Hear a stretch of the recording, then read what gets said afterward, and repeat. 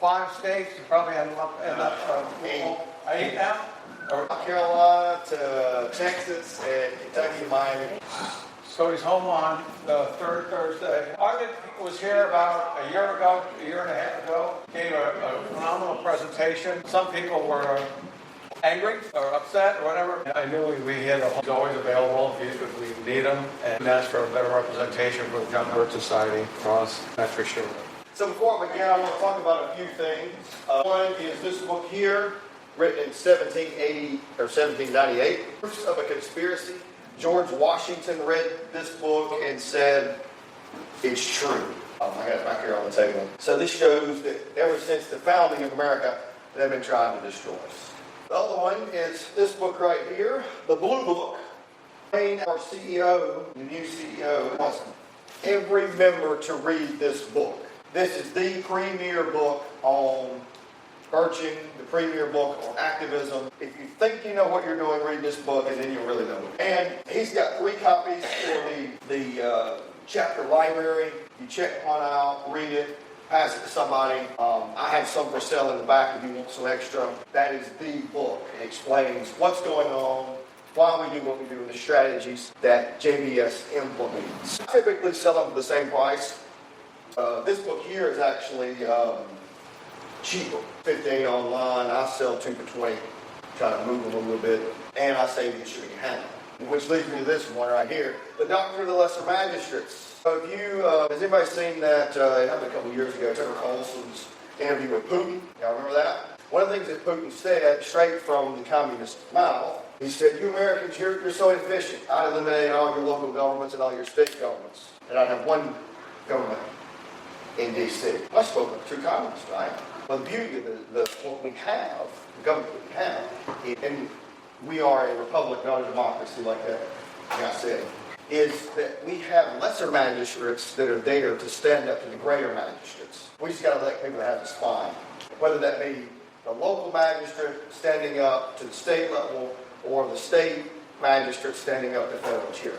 Another nullification. So this talks about that. Nullification, the action, Doctrine of the Lesser Magistrate is a person, because if they implement a law that's contrary to the Constitution, or contrary to their oaths, which they swore, then it's a null and void law. The last one is The Creature from Jekyll Island. Now, it's a hefty book, but this is a comprehensive book. It goes through what took place on Jekyll Island and the establishment of the Fed.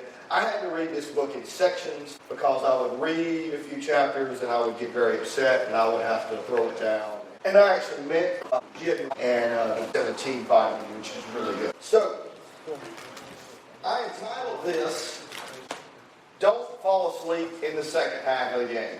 Now, I'm a Gamecock fan, and I know how it is to fall asleep in the second half of the game and to do this a lot. And so, since Trump got elected, I knew membership would fall off. I knew people would fall asleep. And so that's why I wanted to talk about this, because they're all still pushing for the same stuff. They don't care that Trump is president. As a matter of fact, they like it when people fall asleep, because then they can do whatever they're going to do. I mean, look what happened when Reagan was president. Now, Reagan was one of the better presidents that we've had in the last 40 years. And through the Reagan administration, we got the banning of fully automatic weapons to private individuals, which that's a violation of the Second Amendment. We got, you can't sue the vaccine companies anymore. They got immunity. No fault divorce. That's very un-Christian. And Reagan did all that, and he was one of the better presidents. Yeah? And so, all this was done while people were asleep. Reagan got elected, everybody fell asleep, and here we are. So the question is, we got a reprieve from about, 3.5 years. Who's going to be president then? But we can't, and as conservatives, we like to fight only on defense. When there's an immediate threat, we fight tooth and nail, and then when the threat goes away, we go. But you can't win a war playing defense. Now's the time to go on the offense. And I remember last time there were a lot more people here before when Biden was president who were fighting tooth and nail. So what I want to talk about is we need to be recruiting people into the society, inviting people to come here and to get active, to keep fighting, because they're still pushing for the same stuff. They don't care transparency. By the way, I did a podcast on J.D. Vance showing his how bad he is. If y'all don't know, J.D. Vance is a Bilderberg. He went to Bilderberg. Some other notable people that went to Bilderberg was I don't know, that senator out of Arizona that nobody knew, and then all of a sudden he became president, Bill Clinton. Nobody knew who Obama was, and then he came out of nowhere. General Petraeus, Condoleezza Rice, all of these people went to Bilderberg, and then they got into a position. That is an organization that meets once a year and plans out the future of the world. They're globalists. Go to jbs.org or go to newamerican.com, type in Bilderberg, and there's a whole slew of information about the Bilderberg organization. It's just like the CFO. It's basically the deep state. Globalists. Yep. So, what is the difference between a decree that a king does or a edict that a king does and an executive order? It's the same thing. We've been operating like a monarchy. We've not been operating like a republic. Trump comes in 2016, he does all these good things in 2016, and then he gets out, Biden comes in, and by executive order undoes everything that Trump did. And now here it is, 2024, Biden's out, Trump's back in, and he's undoing everything Biden did. It's just like a monarchy. King is dead, long live the king. His son takes over and undoes everything that his father did. Only it's worse than a monarchy, because at least in a monarchy, you got stability until the guy dies or abdicates. Here, it's every 4 years. It's chaos. The rules keep changing. Businesses don't know what to do.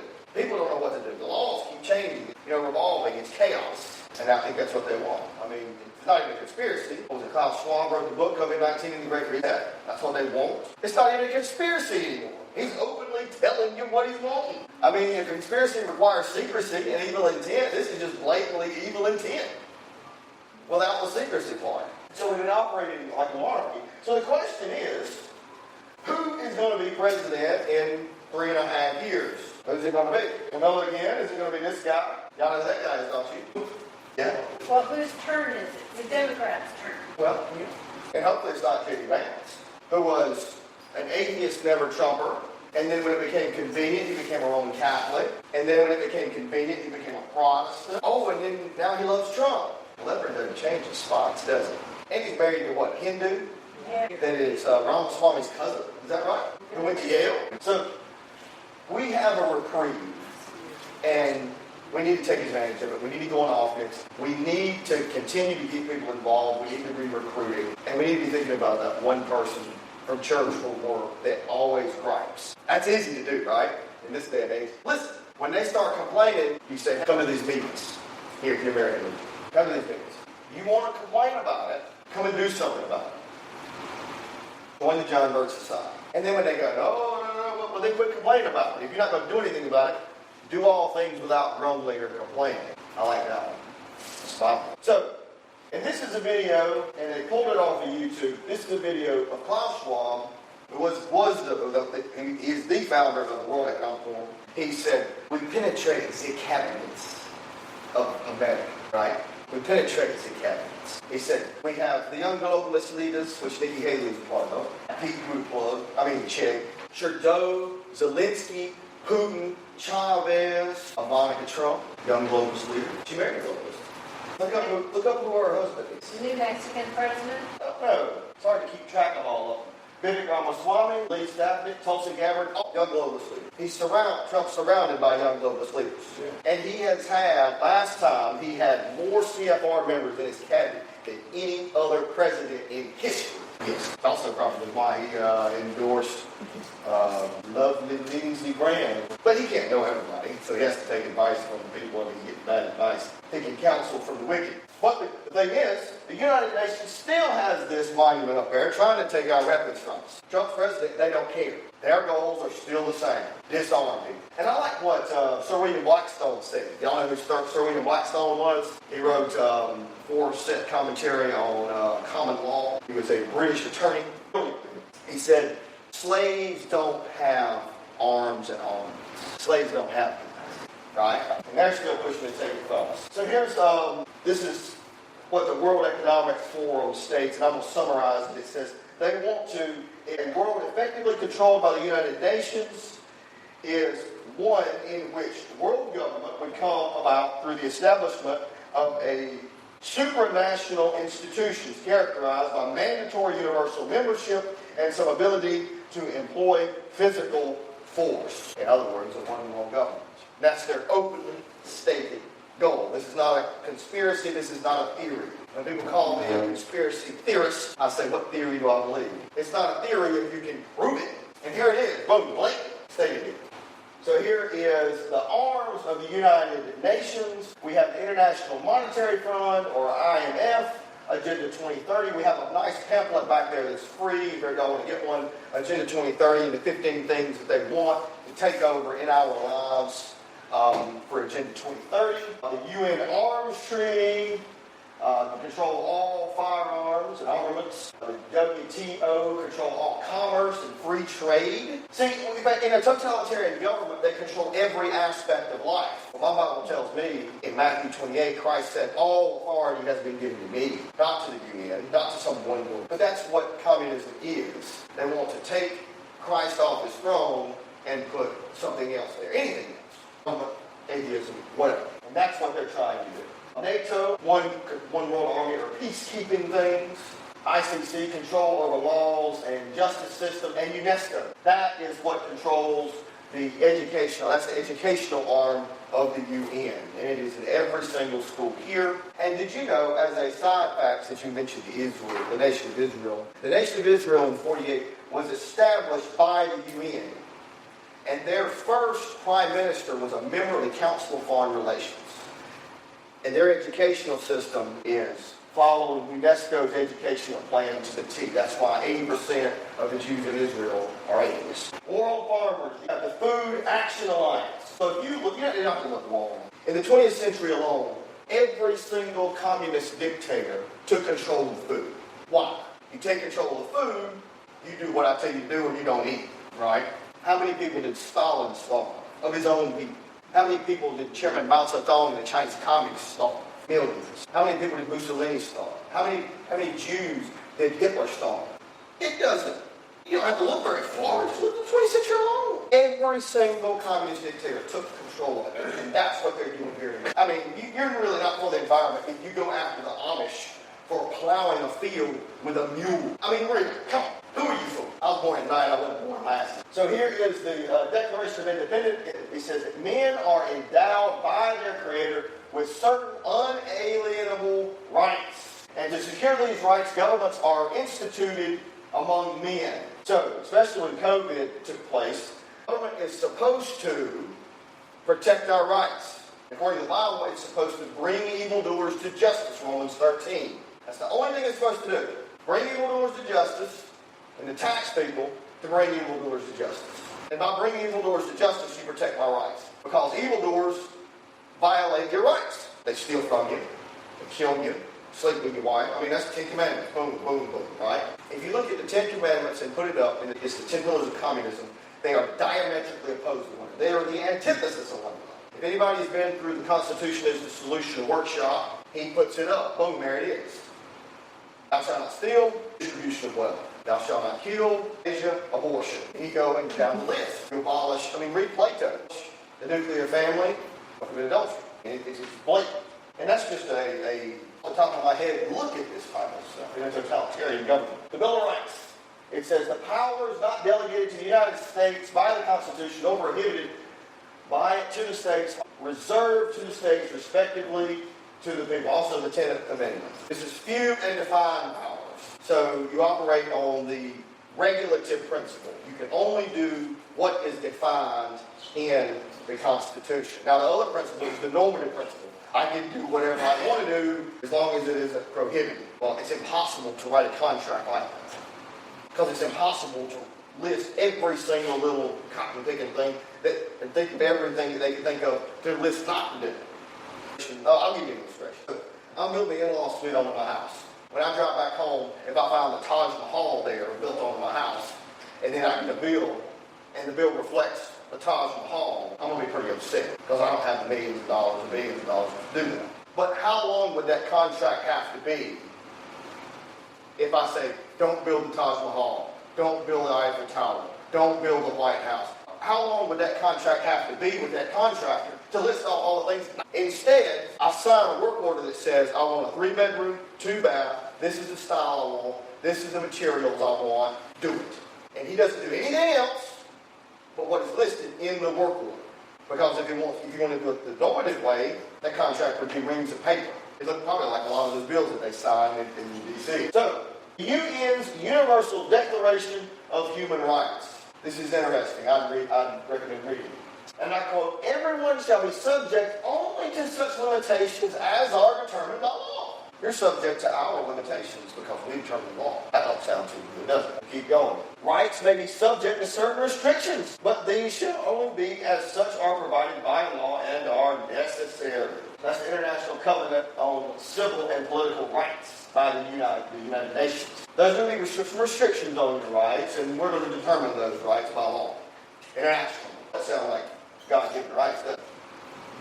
No, they're not. Like I said, they're taking God off his throne and putting the government there, giving you your rights. And they give you rights, and they can take them. And it's interesting because the Soviet Union's Constitution is exactly the same as the United Nations Constitution. Is that not scary? Nobody wants to talk about us leaving. When Trump promised us he would get us out of the UN and he didn't do it. If he hadn't done it by now, he ain't going to do it. Really. He promised this back in 2016, the first time. What's the hold up? Going backwards. All right, here's the Council of Foreign Relations. And my good friend Evan Mulch, who was my predecessor, y'all know who he was, he gets there quarterly because he likes to know what they're doing. I don't have the time to do that. I got too many mistakes. But this is what it says in essence. This is their mission statement. The Council of Foreign Relations, or CFR, is an independent, nonpartisan membership organization or think tank and publisher dedicated to being a resource for its members, government officials, business executives, journalists, educators, and students, civic and religious leaders, and other interested citizens in order to help them better understand the world and the foreign policy choices facing the United States and other countries. And YouTube took this video down of Hillary Clinton saying, "I'm so glad the CFR has an outpost here in D.C. now, so I know where to get my marching orders," end quote. Biden said the same thing. You have to go to Rumble for those videos, though. So here it is. He's saying, J. Reuben Clark, he's saying, and I quote, "The charter, the UN Charter, is a war document, not a peace document that makes it practically certain we will have future war." And so he is the attorney in the Department of the State, or Undersecretary of the State, under Coolidge. Long time. When was the last time America, our Congress, has declared war? Anybody know? World War II, that's right.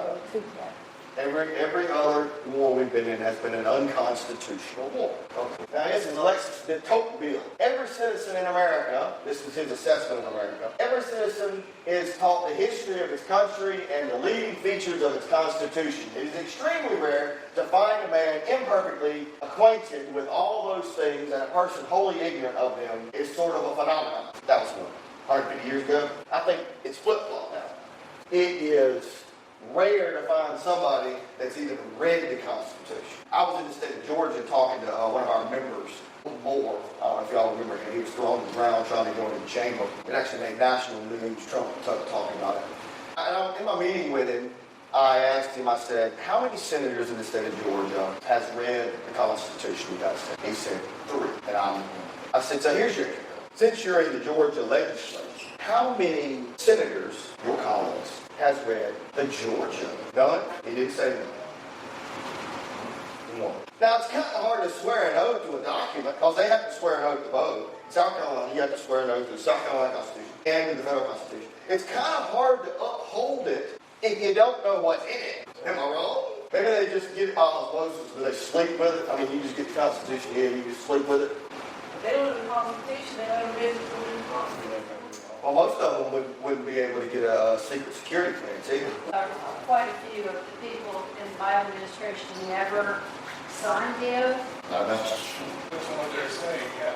Yeah, they never even signed it. Wow. 8 people. There you go. Our state constitution, piece of paper, it isn't even worth the piece of paper it's written on. Nobody knows. And so, and it's pretty bad document, I'll be honest with you. It's not a very good, not a very freedom document. I recommend reading it. So the solution, there it is, the Constitution is the solution. Here it is. When's the last time we did that here? We did 3. Last one was This series, you need to go through this. This is detrimental. I've seen it at least 600 times. Matter of fact, you want to talk about Ray Nash, who was the deputy, he was the sheriff of Dorchester County, and he gave a part of that 6-week course. It's good. I like to do a 6-week course in 3 weeks. 2 and 2. Get it done. Knock it out. Most people don't show up for the 3rd, 4th, or the 5th, 6th, and 7th. Or the 5th, last one. So that's what we do. And also we're coming out with a new one, probably by the end of the year. It's going to be entitled The Blueprint, The Founder's Blueprint for America. That's going to be a new one, updated some stuff. There's nothing wrong with this one. Some of the illustrations are dated, but the content is timeless. So I like to go to candidates when they're running, and I ask them, I say, have you ever had a course on being a legislator? They go, no. Here's your course. You have your course, and you tell them, come. And get them before they get elected. And once you get their head screwed on straight before they get elected, you're much better off. Here's the Freedom Index. This is part of educating people. This is the 10 part